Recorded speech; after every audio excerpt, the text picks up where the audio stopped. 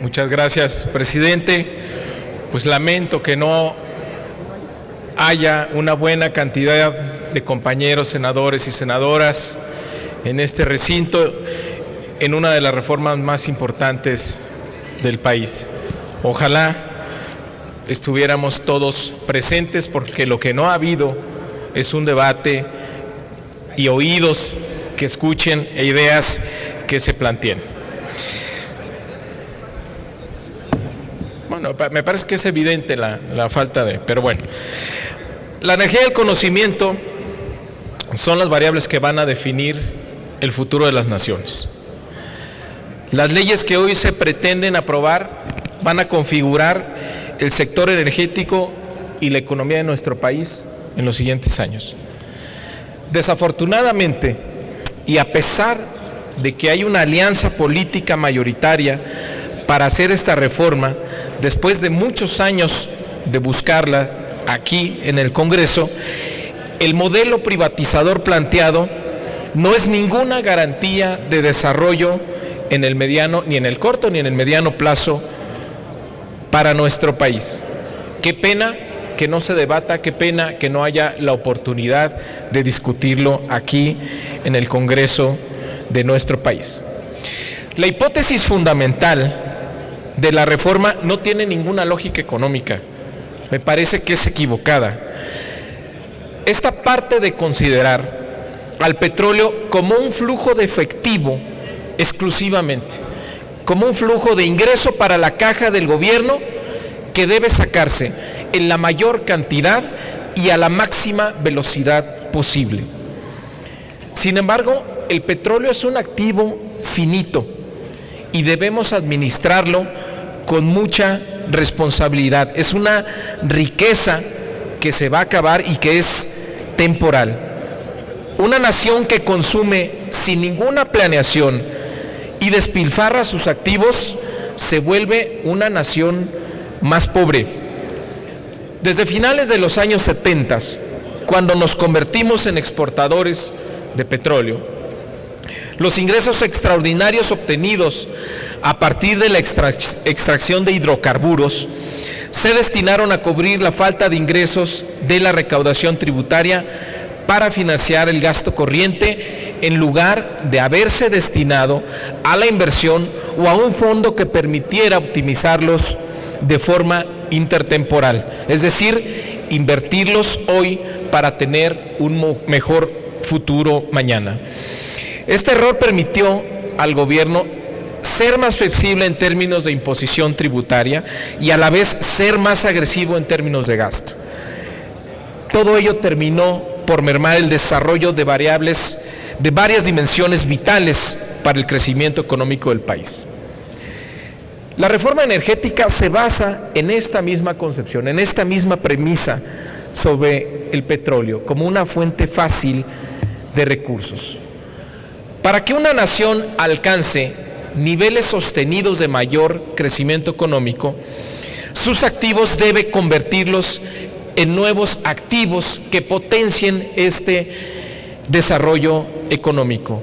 No estamos ante una reforma de estas características. De manera incomprensible, esta reforma no atiende esa lógica tan elemental. Es una reforma depredadora, con incentivos perversos por todos lados, donde lo único que importa es asegurar mayores ingresos al fisco a costa de lo que sea. Parece más bien una extensión de la reforma fiscal.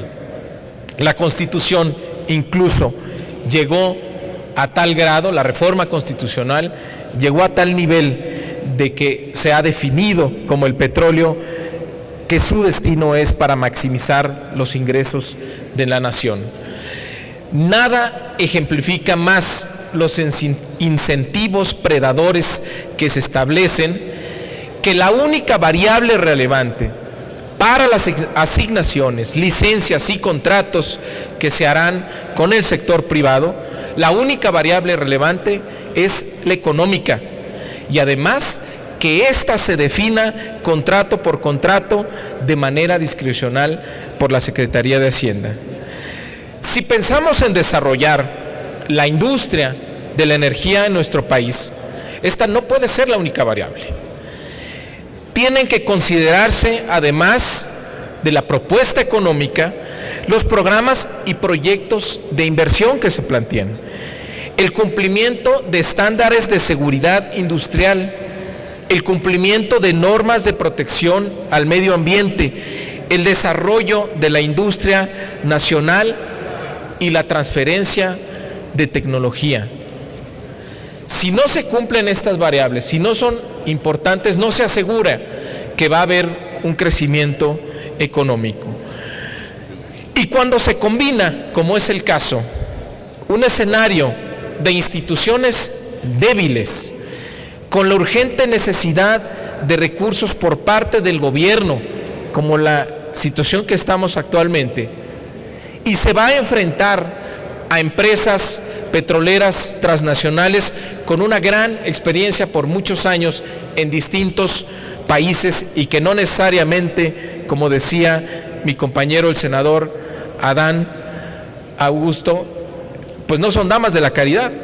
Cuando se combina entonces instituciones débiles y urgencia de recursos, las posibilidades de malbaratar el petróleo y disparar la corrupción son muy grandes.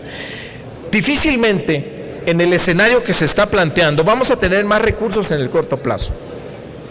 A Pemex se le deja en condiciones imposibles de competir, tanto por la carga fiscal, incluyendo el límite a las deducciones de costos que tiene, como por su pasivo laboral. Además, que ha tenido que ceder en la ronda cero varios campos de los que no sabemos su potencial y con los que se queda vienen en declive. Entonces, la única posibilidad que se tiene de compensar la caída que previsiblemente tendremos en Pemex será la de otorgar la mayor cantidad de campos petroleros a los privados lo más pronto posible.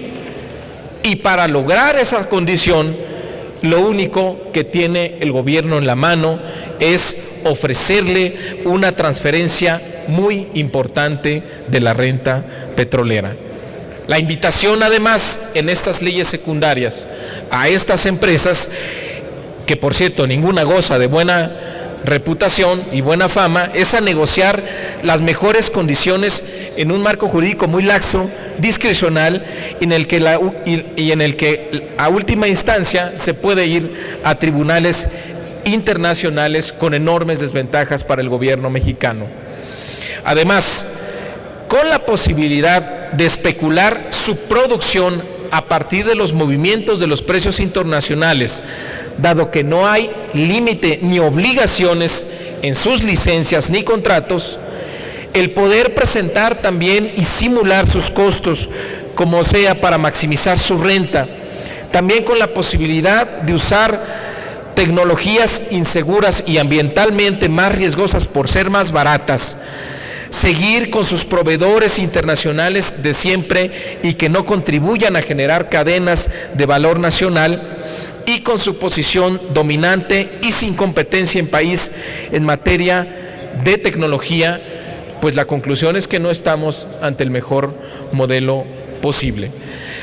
La visión de corto plazo y depredadora impide que esta reforma tenga una visión que sea de largo plazo y proponga aprovechar la ventaja temporal del petróleo para garantizar la autosuficiencia energética de nuestro país y las siguientes generaciones, impulsando una transición energética hacia fuentes renovables y limpias. Nada más hay que ver lo que están haciendo otros países, como el Reino Unido, donde, por ejemplo, la Secretaría de Energía se llama Departamento de Energía y Cambio Climático. El objetivo más importante es lograr la transición energética que asegure la autosuficiencia en las siguientes generaciones. Entonces, estamos ante una posibilidad real de que las consecuencias de esta reforma sea una de las oportunidades perdidas más importantes de la historia de nuestra nación, con los incentivos que hoy se pretenden aprobar y el modelo predador que se configura, podemos quedarnos en el mediano plazo sin petróleo, con un medio ambiente comprometido, sin posibilidad de enfrentar la transición energética desde una posición de ventaja y con una inercia de gasto ineficaz e improductivo que nos condene a ser una nación cada vez más pobre y desigual. Aunque hoy se aprueben aquí estas leyes y se logre consumar esta reforma energética, falta la prueba mayor, la prueba de la democracia, donde pronto sabremos si en nuestro país de aquí en adelante lo que va a prevalecer son los intereses del dinero negro del petróleo o el interés de todos los mexicanos. Esperemos que si aquí no hay debate, lo den todos los mexicanos en las urnas, en la consulta popular. Muchas gracias. Gracias, senador.